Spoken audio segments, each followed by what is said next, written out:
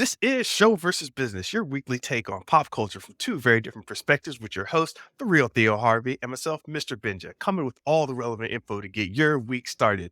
And this week, we'll be covering Hollywood. It's broken, man, and it needs some fixing. What we going to do? I don't know. Number two, we're going to ask, could video game IP save Hollywood? This is a real question people have been asking lately. Sounded crazy before? It's a real thing now. From the third story, we got Bing versus Bard in the AI wars. This thing is heating up. It's getting wild. It's getting crazy. And these two big companies might need to get stopped in general. And number four, making black art without black bodies. Sounds like one of those weird things you might see on the grill or something, but we got it right here. And it's relevant for you to listen to, whether you're black or not. And number five, Disney's series of not so fortunate events. Disney's been going through some stuff, and we got to tell you about it.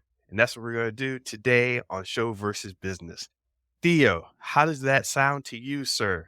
Oh man, it's a full slate, man. I'm hype about it, man. I'm hype about it. So, man, before we get to that, man, I got some thoughts. I got some thoughts. Oh, oh, So I have my notebook. I have my notebook, and been thinking. Man, yeah, I've just been interested and curious about just like how to shape, marketing strategy, going forward. And one of the things I'm really, struggling with lately was just trying to figure out how to just get a lot of work done, right? To move forward. And I got this one little trick I've been practicing. It's been working well for me, Mr. Benjamin. one weird trick. Yeah, one weird trick I give out to the populace for free. The key is don't worry about the output. Focus only on the input.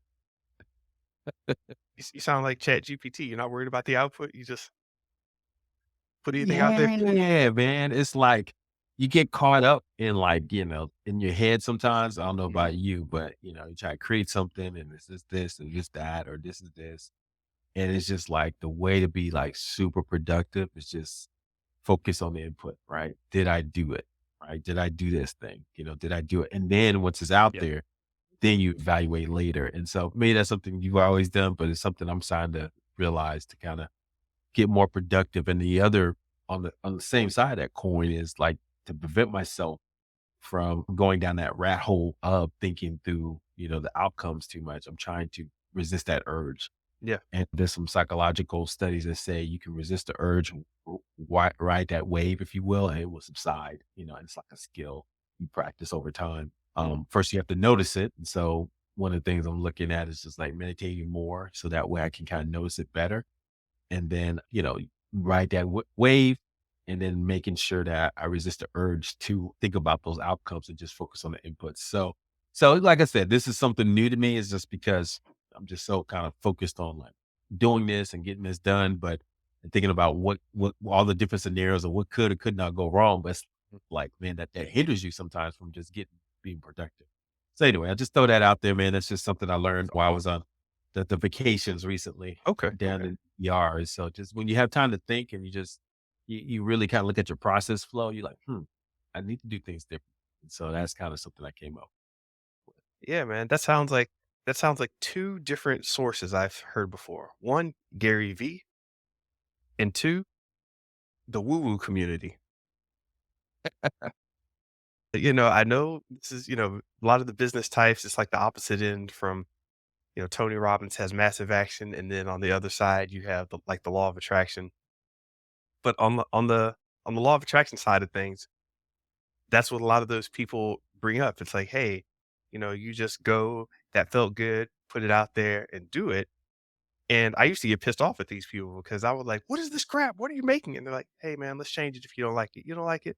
Let's go to lunch and talk about it. And I was like, dude, but there's a balance to the force, right? So Always, always. And so, I mean, because it does hinder you when you start thinking about the negative aspect. Another thing I got from one of the gurus out there, Myron Golden, just said everything has a positive and negative side to it. And so it's just a matter of what you focus in on.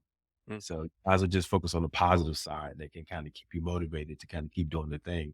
Or don't even think about either side and just do it. dude, yeah, And, figure out later. So the analogy was someone gave was like, Peter walking on water, right? He just mhm, did it. Jesus was out there. He saw Jesus walking on water. Peter just stepped out, started walking on water. He didn't start sinking until he started looking around. He's like, Wait a minute, I'm on water now. What's going on?" Yeah, yeah. And he started to sink. And then so I'm like, wow. But if nothing else, he walked on water. So, people say, "Oh, Peter, he didn't, he still fell out." But guess what? You're Yeah. still walking on water. So I think that's kind of, my mentality, going to the second half of the year. So, but just putting some, this is what we talk about, some of our personal things. And so this is some of the things I've been kind of dealing with as I had time to think and reflect while I was on vacation. Those are definitely good reflections, man. It's it's something that was actually codified into video game development when they started the patch system. Mm, Do you remember when, it used to be you release a cartridge, you release a disc, you release a download or whatever, and that was pretty much just it, right? mhm, And then at some point with PC games, you started seeing patches come out where it's like, mm, hey, there's all these bugs, we need to release patches. But then at some point, people began to expect patches like you can't play this game without an internet connection. They're like, why? Because every so often we're going to update a patch and we simply won't let you play unless you've patched the game every so often. mhm, So mhm, we got in the habit of the video game industry, not any particular outfit, but we got in the habit of putting out a product knowing that the patches weren't ready yet. mhm. And companies were just kind of like, well, if anybody makes it this far in the game, this is a minor error. It won't matter too much. And people are complaining on the internet. And it's like, did you download the patch? It's like, it's kind of frustrating in terms of when you're playing a game and that you see there's something wrong with it and you're being punished because you're the first guy out there playing it. Mhm. But then Kanye West did it too. He started putting out incomplete albums on Tidal. And people are like, what are you doing? And he's like, hey, I'm going to change it in 2 days. Don't worry. The album would change, the mix would change, the titles would change. It was very bizarre, but that's the way things are now.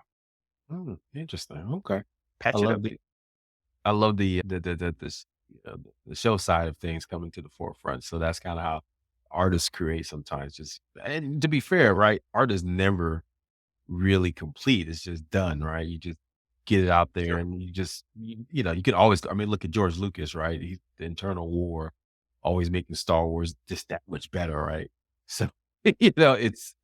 I get that part, but it does get to a point where you know to even get I mean, because what you guys do, I'm always in awe of the show side of things is because you guys take so much massive risk, and it's like, you can almost paralyze you, right? If you really think about the risk that you take sometimes, and it's all this effort that goes into it. Yeah. I even think about actors sometimes, they knowingly put their face on some movies and TV shows, and they know probably internally that people told them, "This is a wild swing.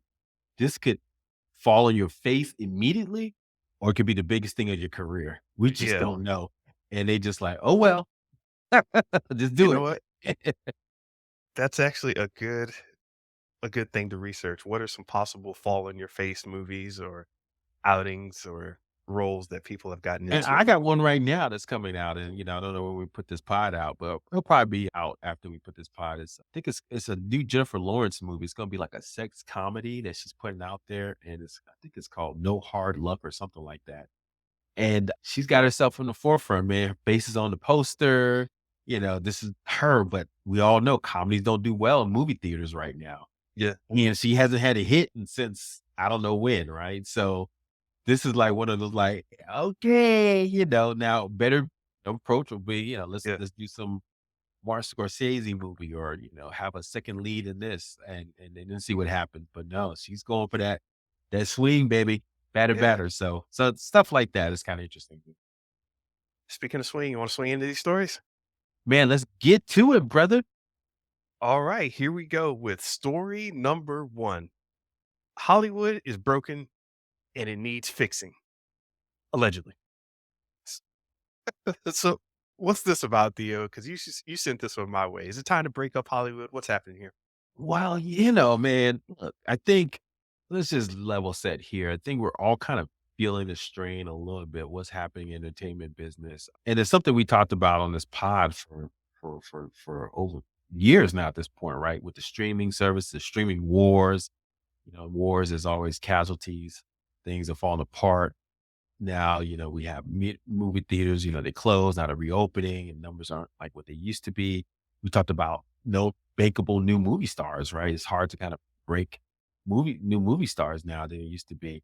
And then it's just this over, and now there's writer strikes. There's just overall malaise around like, Marvel MCU is kind of, you know, down and out. So it's kind of like this malaise around entertainment. I mean, I'm feeling, I think you're feeling it too. Like, is there anything still good out there, right? And it doesn't seem like entertainment is like what it used to be. And this guy, Matt Stoller, he wrote a big piece. It does a little pieces on, on the different in his blog, but he just really kind of broke down like what was it me, what's going on with Hollywood right now. And he kind of put everything we talked about into context. And it did kind of open my eyes to like, oh, okay, the bigger, these are some of the bigger themes of what's happening in Hollywood. And I don't know if it can be fixed. I mean, because high level, what he's talking about is the advent of streaming has broken the model so bad is that we really don't know how to evaluate what is good content or not because Mm. there's no way to evaluate it because Netflix, all these streamers don't give us ratings, they don't give us box office. Before you had that, you had TV ratings, box office for movies, reviews sometimes from critics, that does okay, but you don't have a quantified number to know if this is a good content. But based on if it's good or not, then they kind of reverse engineer it and create content that's generally like that as well. But, I think he's saying that we just don't really have a good way to and based on that valuation, that's how everybody else gets paid, right? You got the actors, they get residuals potentially, you get the writers, they get better pay for something, considered great, does well. But with this new model, streaming model, everybody gets paid up front and don't worry about it. Did it do well? Sure. And so it does seem like it's hard to quantify from a business standpoint what these things are worth. And I think that's what the writers are striking about. They want more analytics on how well their content is doing so they can benchmark it against something else so they can know if they can get a higher fee or just something later on based on how previous content did. So anyway, so make a long story short, I think this article was really kind of great and kind of breaking that down. Did you have any insights, kind of when you kind of peruse that article and see if there was anything that kind of resonate with you?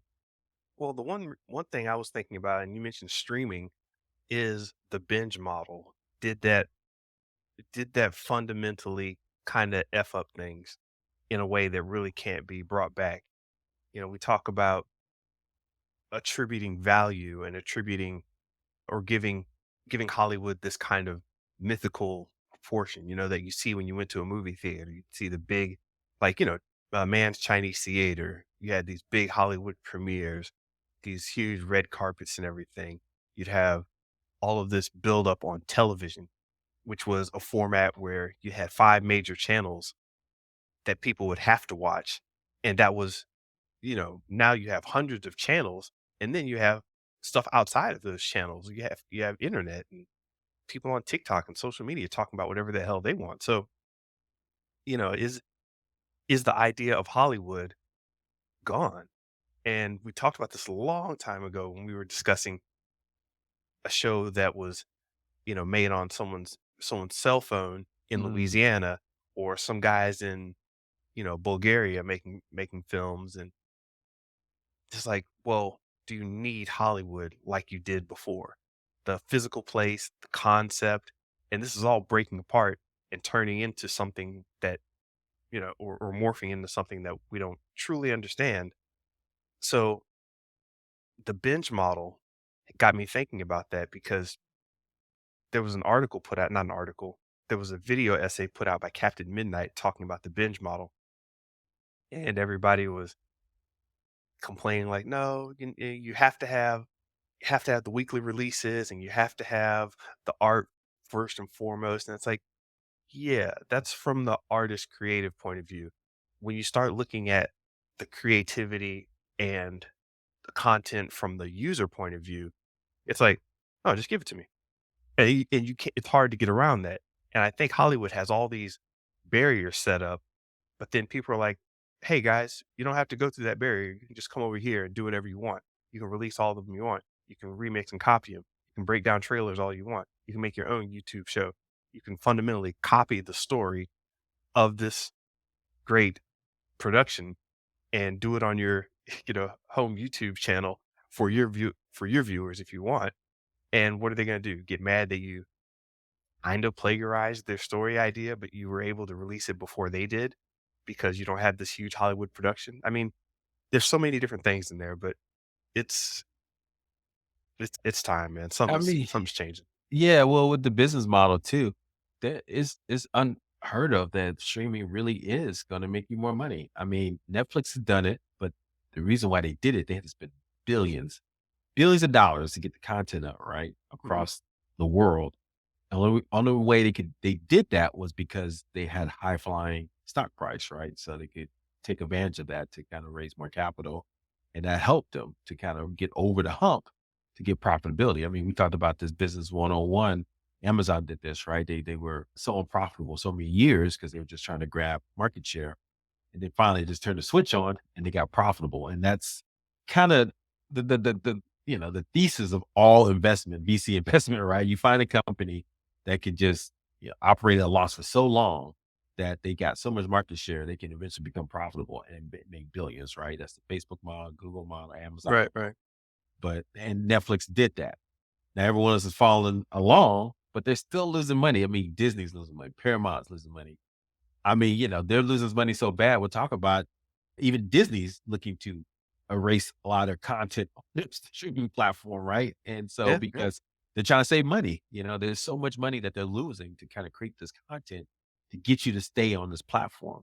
And so like, and then but guess what? These big entertainment companies have no choice because also, yes, they had to go to streaming is a radical new model, but their core model, the one that made them so much money, linear television, cable TV, yeah, basically, is losing money, right? I mean, we saw this, they were talking about this years ago, but the cord cutting, right? People don't buy cable yeah, unless you're over 65. And, it's like, and cable was so good because it had two revenue sources. It had ad revenue and it had the minimum carrier fee that the cable company charged you for that box. yeah, So that model is going away. We're talking about theaters, that got decimated a little bit. Now we'll see they're coming up a yeah. little bit, but I think the opening numbers are starting to get a little softer for some of these blockbusters this summer. This is going to be really telling summer. See if it's going to be valuable for the blockbuster market in theaters. So it doesn't look good for entertainment, and so they had to go to streaming, but streaming doesn't seem like it's profitable. So now, what do they do? Yeah, good thing Max rolled out. Yeah. Just a quick note, HBO Max rebranded to just Max. We talked about that last time, but yeah, that rollout's not going smoothly. No one likes it. People are giving it the thumbs down emoji in Twitter and everywhere else on social media. So yeah, it's a problem. The funniest thing ever was I need an app to remind me to download the app. I'm so glad I went through. I was like, "What is this?" They literally like I went to the old HBO Max app, and they said, Yeah. "Oh, you need to go download the new." I'm like, "Wait a minute, why don't you just update your existing app with the new branding and everything?" That just, I guess, from a technology standpoint, they probably had to integrate all the stuff in the back end, create a whole new app.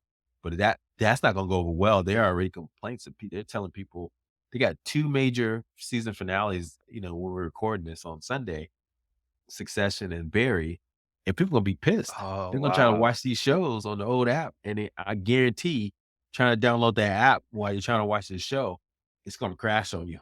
So it's like, they try to want people to download the app. And then other things. They were talking about the way they had the credits now, was obscuring writer credits. The way it was connected to the Apple TV was blowing up stuff. So yeah, man, this is not how you rebrand Zaslav. Thank you. Appreciate it. David Zaslav. Almost as bad as Sound Juicy guy. Oh man. With the 2021 slate of movies released on HBO Max. So I don't know, man. HBO Max. I mean, it's like, have you ever seen this before? This is like such a good brand, HBO.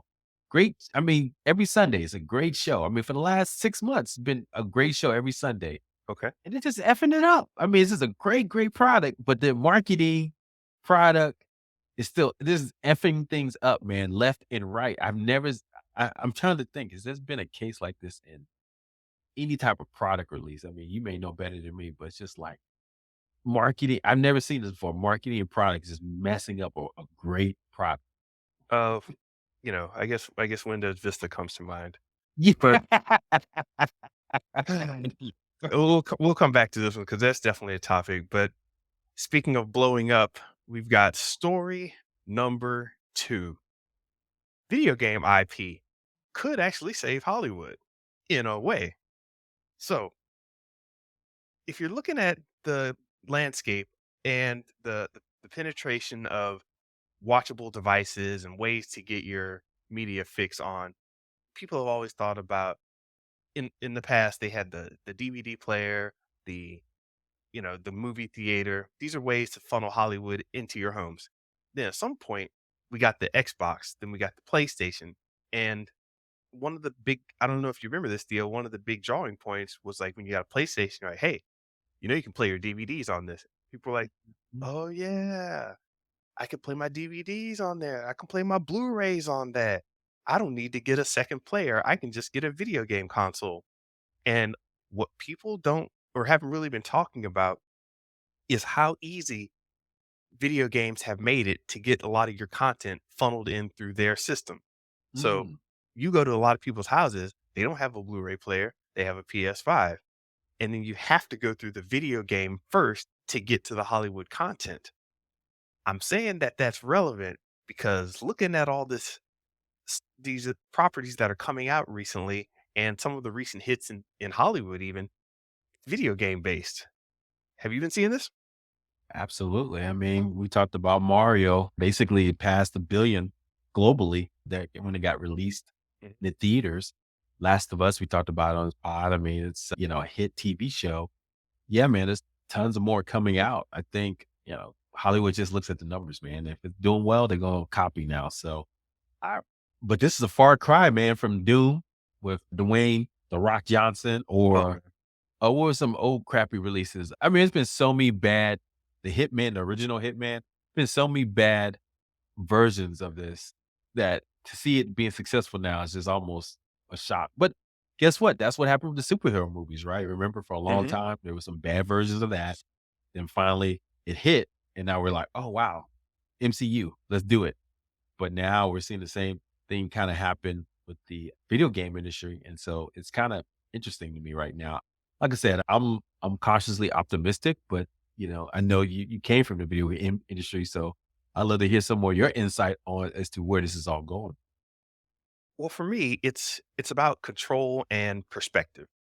When you're talking about the movies, Hollywood is traditionally in control, and they're like, okay, we have this concept. They bring it in a concept room and they start writing on the boards and making storyboards, creating image boards and vision layouts. And they're like, okay, this is how it's going to be. We're Hollywood. We do it this way.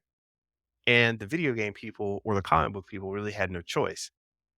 Like you mentioned comic books and MCU when they got control of their own IP and were able to do Marvel Studios their way.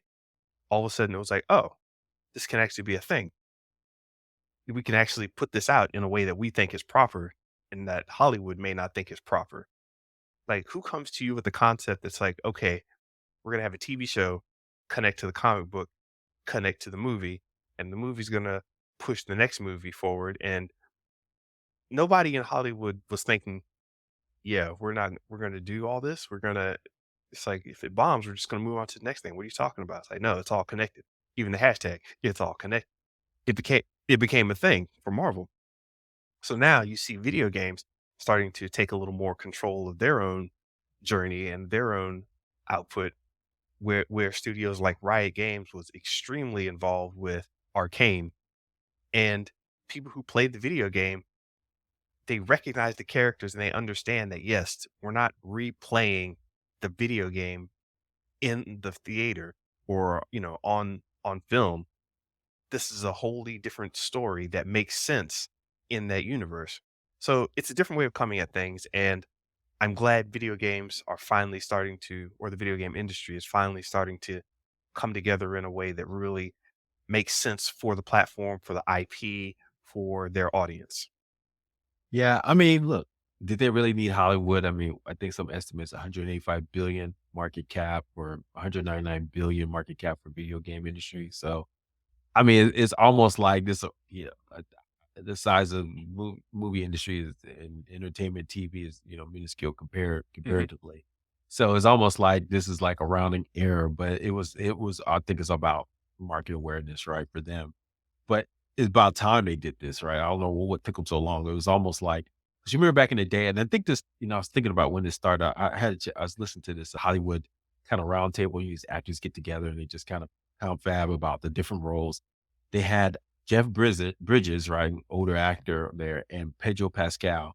Jeff Bridges, if you don't remember, he was the lead actor for Tron, right? That was like one of the Yeah. first kind of, I guess, movie that became a video game.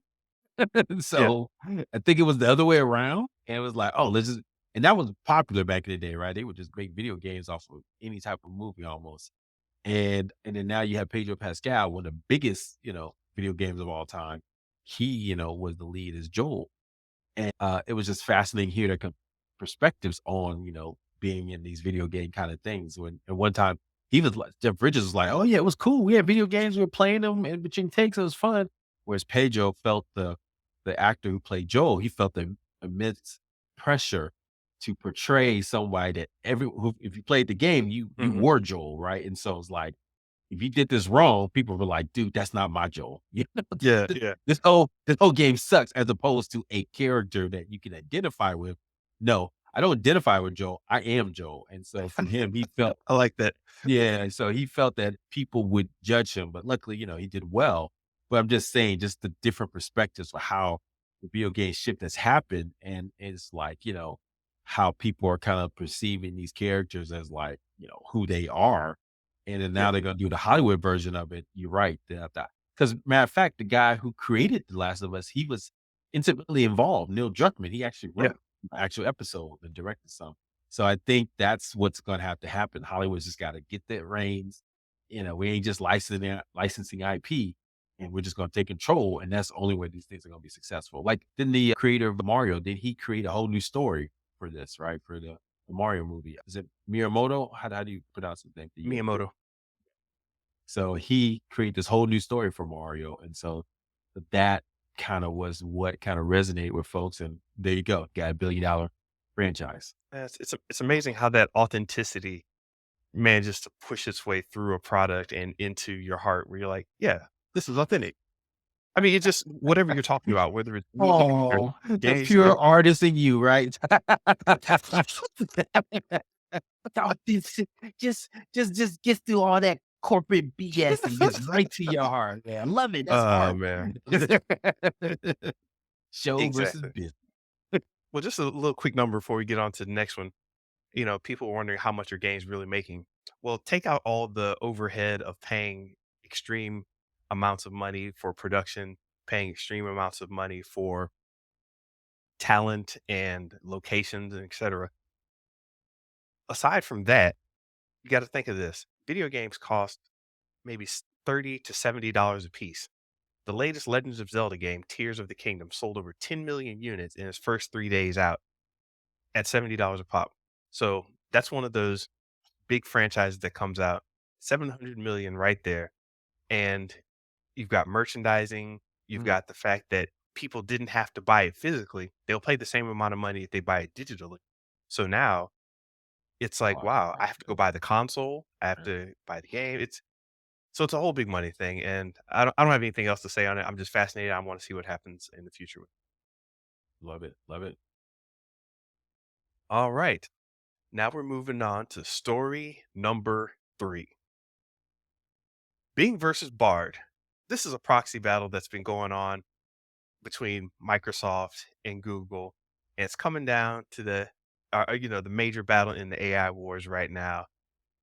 And we just got some news basically that Microsoft Bing search is powering Chat GPT browsing, which is interesting. And Google Bard can read and write images in the chat. So we talked about this a little before, but the wars are heating up. People are staking their claim like this is what's going to be important to us. It's going to be great for search. This is important. Email is going to be important. And everybody else is kind of looking along, seeing what's happening. And I don't know what's going to happen, but apparently some people at Puck News said something about, wait, that's the wrong story. People are wondering whether we should pull back or not. should we keep going with this or I don't know, Theo. All in the mix and I can't even tell anymore if I should stop being in the mix. Yeah, man. Very weird time, man. I mean, they're just put all the gas is on this thing now. I mean, OpenAI basically put the gauntlet down. I mean, we talked about this. They literally took the technology that's developed by Google, put it out there just on a whim, put their little chat GPT, OpenAI, open source chat GPT thing out there just to see what would happen. 100 million users, right? And so now it's just like, whoa, this is a thing. And they went all in, OpenAI. And of course, Microsoft said, this is such, oh, oh, baby B. We've been looking to do this for so long. And then Google saw this as an existential threat. I mean, they make so much money in search, it's not even ridiculous. I mean, that powers everything else that they do, right? Let's be Yeah. honest.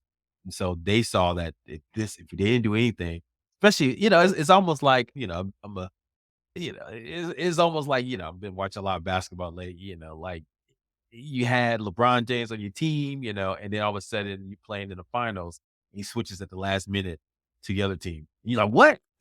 Yeah, yeah, and it's beating you and he knows all your tricks and all that stuff, right? It yeah. happened before in the sporting world with my beloved Bucks, where we had a coach that had left from the previous team, the Raiders, Okay. John Gruden, and he played against his previous team in the Super Bowl. So he knew everything they were going to run.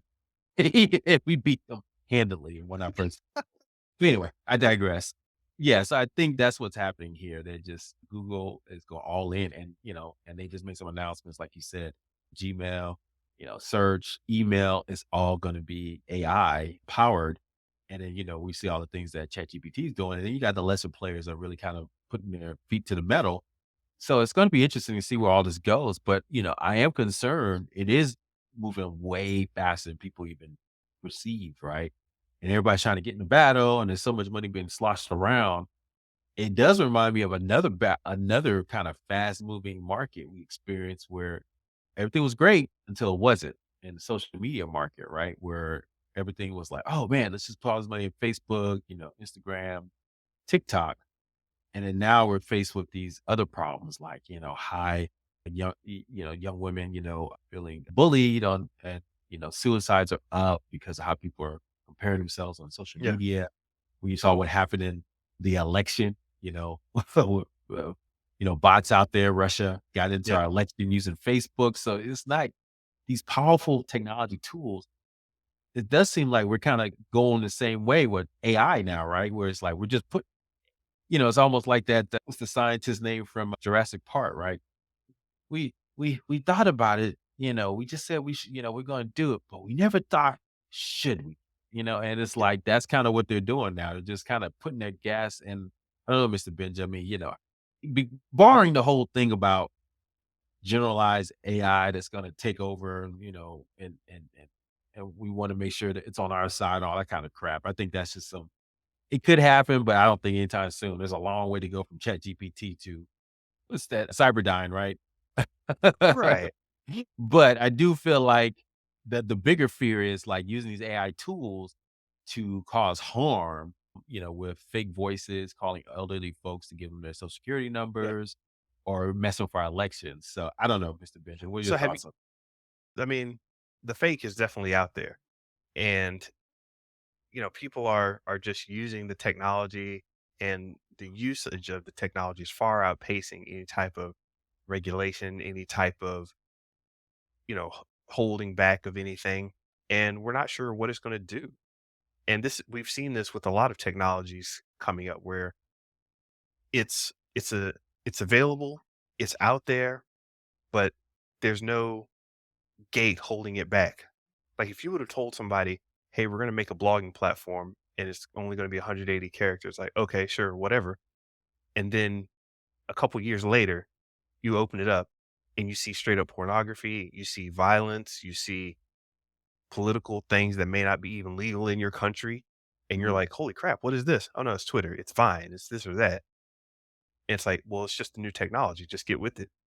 It's it's a little cause for concern with AI also. And people talk about regulations and regulating, and maybe we should pull back. And because, the what happens in a war, we're talking about the AI wars. What happens in a war is people start doing anything that they can to make sure that they get ahead and they're not the loser. Well, if we're looking at the US, the reason Microsoft and Google haven't been held back as much as they probably would have been in any other situation is because we're looking over at China. We're looking over at Russia. What are their programmers and, cyber soldiers doing? Good point. What are their governments setting up? And yeah, China's already had, I don't have the story right on me, but China's already had issues with their AI going a little out of control. And Mm, it's like, hey, interesting. man, Yeah, it's a good whole point. different beast.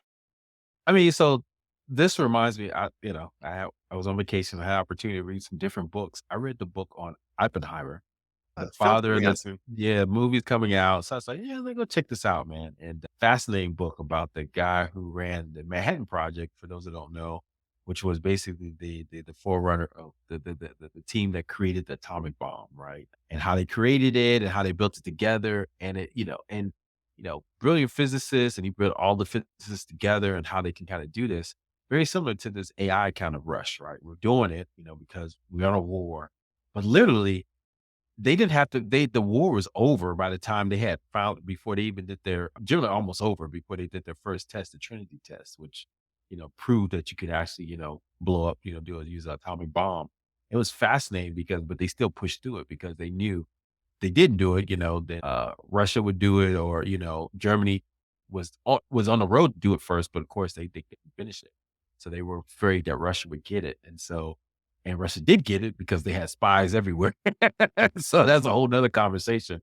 But you're right. This is very reminiscent of that whole, Hiroshima. I mean, excuse me, atomic bomb kind of rush to kind of create this thing, and they were trying to think of the ramifications, and they kind of rationalized. And there was a big speech that Oppenheimer gave to the people, the principals in the project, and he pretty much said, we have an obligation to get it out there so people know if they didn't see the harm of this bomb, then the future wars would be done with bombs, right? It was kind of like they kind of had to do it. 'Cause if Yeah. they didn't do it, people wouldn't understand how bad this could get. And so I think that's the rationale why they did it. So I Yeah. don't know about this AI. Is it something to that level? We have to get something so bad that happens from AI. People realize, oh, we can't use these tools like this. Well, yeah. And then you start coming in with the controls and, you know, only certain countries have access to it. It's like if we get to a place where all AI has to run through Google or Microsoft or some large governing body, that's an interesting case. And Yeah, it's not far fetched if you look at how nuclear is handled. It's like, hey, good point. I heard Pakistan is setting up some AI servers. Let's go talk to them. I was like, I don't know. Yeah, yeah, I agree. It could get to that level when because these are powerful tools. I mean, you have a never-ending kind of source of technology that won't ever stop, won't ever quit. What's that? It's a Terminator line. He doesn't stop. He won't quit ever until you are dead. Dum dum dum dum dum dum dum dum. Dum. And then I've been rewatching Black Mirror lately. There's an episode about the dog. I don't know if you remember that one with chasing the person stop. Yes, And yes, that's the premise of AI. That I mean, barring them taking over, being super intelligence, right? Taking us over. Just the unstoppable nature of it and what it could do at scale. I mean, it could definitely harm our elections, right? And put out some misinformation, fake news. So it's gonna be interesting. yeah. One real quick scary story before we move on. I have a Amazon Fire tablet. Actually, it's right over here. I have one of these tablets, right?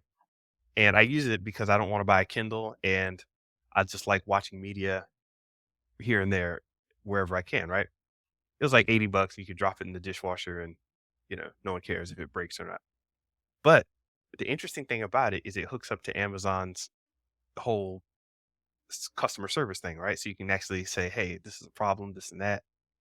Man, they gave me these like 5, 6 questions. Hey, we can access your machine and we can do this to fix the problem. I'm like, okay.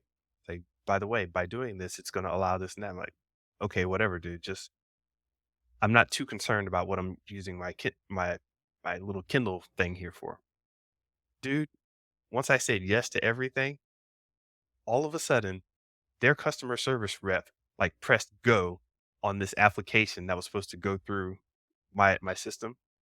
It's like one of those screens you see where, like, the virus is happening, and you see the screens flashing and stuff moving around and text boxes filling out super fast. I was like, because I'm on the phone watching this, and I'm like, "What the hell is going on?" And the lady was like, "Oh, no, we're just having our system go through all the steps and diagnostics and making sure." Dude, it was happening so fast. I was just like, "Okay, stop that right now. End this, revoke all privileges, done. I do not need that at all." 'Cause I actually wanted them to do it, so, like, the whole point was me to watch and see what Yeah, they were doing so I could like, "Oh, okay, that's what it's okay, that's where I need to go. That's how to fix it." This thing was like a complete takeover, and when I heard that she wasn't controlling it, it was just like she started some control processes, I was like, "Pfft, this." I was like, I'm cool on that, man." So, yeah. that's all I Fun got for that time. one. Fun times. AI is coming, guys. That's right. Dun, dun, dun, dun, dun. Don't. Shout out to Terminator. Story number 4, making black art without black bodies. How do you do that? What's this about? Theo, we got an AI art heist going on. What's happening? Yeah, man. I think it's just in general. I mean, you're the artist, Mr. Benja, right? But one of the things in this writer's strike, among other things, more pay and longer times and dedicated having writers' tables is this thing about AI. The writers are like kind of looking to regulate AI use in writing Hollywood stories, and that was a non-negotiable for the executives. And it's because, as we know, they could use that to write scripts, right? Now, I don't know how well Mhm. the scripts would be, but this is drawing up a lot of interesting kind of conversations of not just in writing scripts, but also art and how these models are being trained on, IP and from artists like yourself or Mhm. writers that's already out there. And so is that legal, right? To kind of use stuff to be trained on to basically, and we talked about this, right? Do a Yeah. simulation of an artist like you, Mr. Benja, because they don't want to pay you. They said, I'd Yeah. rather just do art like a Mr. Benja. So then I could have somewhat like what he has without having to pay the hefty fee, and that is like a no-no. And so when it comes So to the wait, black bodies what part, okay, go ahead. before you get to that, what was the non-negotiable part that you said? Oh, oh yeah, the when I say non-negotiable, they put a hard no. That's something they don't want to say. I think what the writers, let me get it correct here. The writers had said that they wanted to have, on their list of points, discussion around the limitation of AI in generating scripts. Okay. And the executives pretty much was like, that's one is like, no, that's a hard line. We're not touching that, Yeah. but yeah, everything else we can talk to. And this one, if you want to go there, we'll talk to it. But it's like one of those like, no. And you can see the point as a business person, right? That's their get out of jail free card. If this don't work out, they want to make sure I can just rewrite the script with an AI, right? So the executives had the hard line Yep. in the sand, Yeah. like, "We Yep. need to be able to do this." Yes. Oh, And well, I should say, "We need to be able to continue doing this because they are doing it." Yeah, good point. Continue doing this because we don't want any limitations on what's possible with the AI technology. And so, from a business standpoint, I get that part. You don't want to limit your options. And labor, as we know, is the biggest one of the biggest costs and expenses in all businesses. And so, if you can eliminate labor with free labor or relatively cheap labor with software, man, that's like that's how. And it kind of gets into the black bodies discussion, right? Yeah. Because now we're talking about you know there was a time in America where we got free labor off of the bodies of folks, and and it was called slavery. And so, in essence, someone, and the writer was black who kind of made this analogy. He was saying, if we're taking hip hop artists' music, right, that's out there in the world, and repurposing it using AI to simulate a Jay-Z verse, now you can have a simulation of Jay-Z's art, but not Jay-Z. Are we now replacing black bodies, right, with something Yeah. different? If I want hip hop, I don't have to listen to a hip hop artist. I can just get a facsimile of that, or a similarity of that, right? And Yeah. so it's kind of like, this is kind of very similar to how it was perceived back in the day. And I thought that was interesting kind of analogy on that. So, Mr. Benja, I know this is kind of like your area. And one thing I did want to add too was they did quote, a professor, Dr. A.D. Carson. He was a hip hop professor at the University of Virginia. And he said AI perfects the trend of making black art without black bodies. Basically, what Elvis did to black music can now be accomplished at scale. You can generate hip hop with all the fuss of engaging with humans and history and with the lived experience of humans born of that history. Yeah, this is a problem. And if we've discussed in the past, you know, TikTok, where you have the dancers and they're like, look at this new dance I made. And you're like, dude, we see you following these five dancers and they're all black and you're not giving them any props. You're just taking their dances and repackaging it as your own. What are you doing? We've seen this with definitely just music in general, where you'll have musical acts going on, and then somebody like an Elvis who's around black music. It's like, yeah, they don't want the black bodies, but they'll take the music, they'll take the art, they'll take the influences, and they'll just remove that whole heart. And yeah, it does come from a lot of what was going on during slavery, where it's like, send them to figure it out. And that's oh my God. I just had a mental connection here. You know how we were talking about AI? It's just like, hey, I'm not even gonna figure it out. We'll just have the AI get all the information and data from these people, and when we don't have to worry about the artists, we don't have to worry about them. We'll just get all their ideas and everything, and basically do that over here with us. So now it's like, yeah, we don't need to have the actual people, the actual community. We'll just get all the stuff that we think is exciting, take that, and make it our own. And this is a troubling trend in general, and especially for Black people because of the history on both sides, the history of having stuff taken and the history of taking stuff.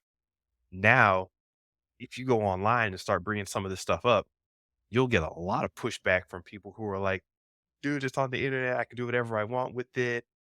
And there's no reverence, there's no respect for the art, for the content, especially when it's coming from Black people, which is concerning. So, Well, and then I think the biggest thing to me was like, you kind of hinted at this before. I spoke directly about it. These models are trained on the internet, and a lot of that is getting from real artists. And so, how do you simulate Jay-Z style or how you simulate an artist's style? You have to learn it from somewhere. Yes, you can create, variations yeah, instead of saying, I grew up in Marcy, you might say, I grew up in the Bronx. I mean, it don't matter. yeah, But it's yeah, still the same cadence and it's still kind of the same format yeah. because it learned it from somewhere. Yeah, you go look at the test cases that have already come out with AI. They tested it on Drake. They tested it on The Weeknd. They tested it on Jay-Z. They tested it on Biggie. They tested it on Eminem. He's an outlier. So that's 1 for 5, right? But you don't hear about a lot of this stuff happening with, they tested it on, gosh, who was that came in and shut the whole thing down? They tried to pull it on somebody and the whole thing got shut down quickly. I forgot who it was. But for the most part, it's like this idea that, yeah, that doesn't belong to you. That belongs to everybody. It's like, wait, if this was a group of artists from another, another culture, would this still be happening or would it happen in the same way? Mm, And it's like it makes you really think that it's like, well, no, of course that wouldn't happen. And it's like, but it is happening in this case. So yeah. I don't know, dude. I always think about Rap Genius and how it was invented by white guys, right? The ability to kind of get the lyrics from all rap song that's not embedded inside of Spotify. So you know exactly what the song lyrics are. And Yeah, so, these are, I mean, that's kind of precursor to this, but think about all the time that went into create that art form. Back in the day, we had to sit down and write pen and paper. Oh, what did he say again? Or, oh, I'm going to learn this or listen to the song over and over again until it has synapses. And now people, so the song is out, they get all the lyrics right there and then. So, yeah, this is, yeah, AI is definitely coming for everyone's jobs. And so, and someone made a good point. I said this before, but we thought AI was going to go for the menial workers first, right? The people working in grocery stores, the people just working in factories. Nah, dog, it's coming from the folks that make the most money, the most creatives, man. yeah. Hey, So man. watch out. Hey, this it's coming for you. Speaking of problems coming for you, let's jump into story number 5. Disney's got problems, and we don't know why. They're all happening at the same time. This is a Disney series of unfortunate events.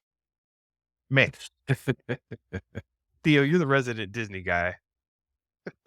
What's going on with your boys over at Uh-oh, Disney? you gonna call me a Disney adult? Well, guess what? I'm in good company, man. I'm in good company. I Get found out man, John Stamos and Ryan Gosling are and Chris Evans are Disney adults. So there you go, brother. yeah. They jumped off a if they jumped off of the cliff, they jumped off a Magic Mountain, would you do it too? Yeah. No, I wouldn't. Uh, alright, so we got the Disney Galactic Cruiser shutting down. Disney Plus is removing all types of content.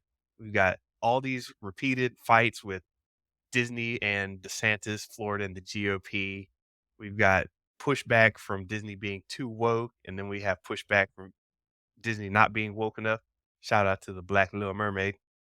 We've got layoffs happening all over the place. Did I miss anything? Nah, you got it right, man. You got it right. What's I going mean, on? dude, this this is basic business 101, man. Okay. They gotta it's too much cost, man. They gotta get rid of these costs, man. They got a lot of debt. I mean, Iger before he left, he bought I forgot what the deal was, but the Fox, right? The deal was like worth billions, right? Kind of like with HBO Max. I mean, Discovery buying HBO, right? You got that much debt, like we talked about. You got to pay it off, and now interest rates are going through the roof. And so, you gotta figure out, yeah, get more money some kind of way, or you got to cut costs. I mean, that's the only Mm, way you grow business. And so now, you know, they got to cut costs, and they don't want to stop the growing infrastructure, which is somewhat of the streaming services, but that still costs money to put all that content out. So yeah, it's got to cut other places, and the Disney cruiser. I mean, I heard it was great. I mean, I wanted to go check it out eventually, but $5,000 just wasn't ready yet for me to do check that out. I know my niece who works there, she checked it out, says an amazing immersive experience, but man, in this economy, too much, man. They gotta let it go. Layoffs are just, par for the course of big corporate America, and then the proposed big expansion, they were gonna do, that makes sense. I think it was called that makes sense, from that standpoint, but I did hear that they're still gonna move a lot of Imagineers from California to Florida. So a mm. lot of Imagineers will be, near here. Dis So that helps with, consolidation and probably cost of living, expenses and stuff for these when I was 'cause the Imagineers, as they yeah, kinda run the Disney stories, and they kinda are kinda like the big project managers, right, for all the big Disney events and experiences. So, man, I think it's just par for the course. He's just doing what he has to do to kinda keep the business viable and strong. okay, so this sounds bad from an outsider, that'd be me, point of view. Is it really it's really not that bad? It's just par for the course, you're saying? I think so. I mean, you got a strong leader in Iger coming back, so he's got a lot of political will to kind of do whatever he wants, and so that helps. He's been fighting some battles. I mean, he says he came back. I mean, I don't think he thought he was gonna come back a conquering hero. Oh yeah, hero to the man. He came back and streaming's in the toilet. I mean, he had to fight DeSantis, right? And he's looked like he's getting upper hand on that. And now he's gotta make a decision on what he's gonna do with Hulu, right? If they buy it, that's more stock, I mean, excuse me, more debt they got because they gotta pay off Hulu. Comcast, who owns 30% of Hulu, something like $9 billion, which that's more debt they can occur, right? To kinda Right. buy that. So it's like, but he has no good choices. So, I think it's just something he's got to kind of think through, Iger, when it comes to where the business is going. But, he's cutting costs. So to me, that sounds like they're going to try to make a deal with Hulu, just like Zaslav is cutting costs over HBO.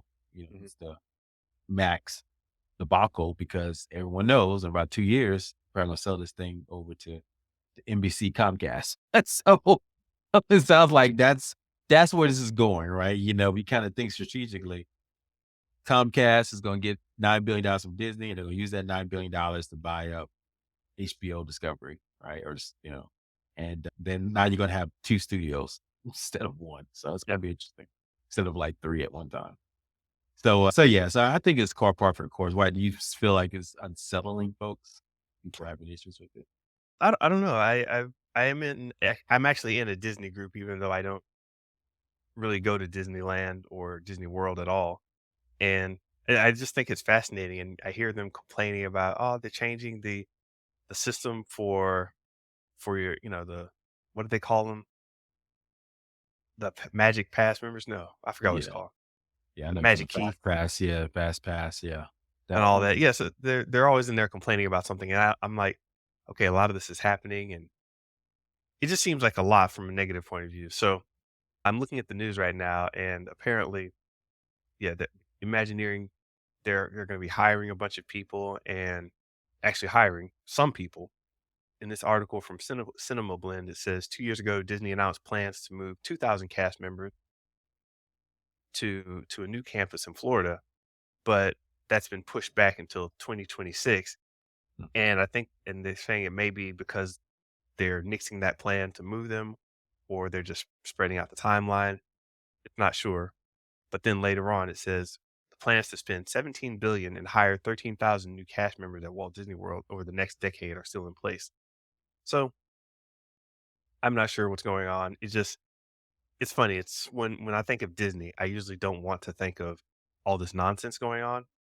You try to have Disney in your mind as a happy place, and lately a lot of the news has just seemed not as happy, especially with the closing of the yeah, Galactic Cruiser. I mean, that was just like, "It's yeah, the that was greatest kinda thing ever.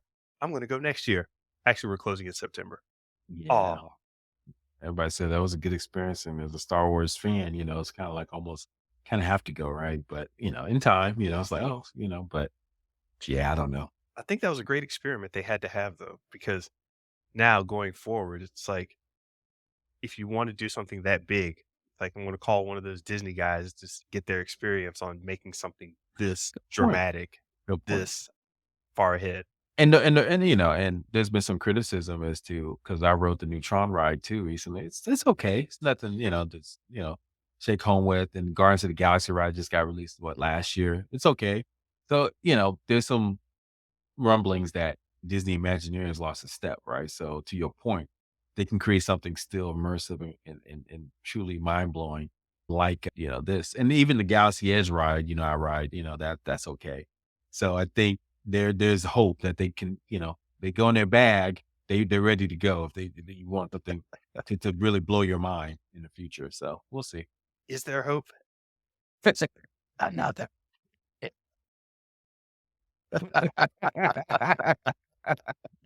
Yeah. Oh, man. Well, that is all I have for this one, man.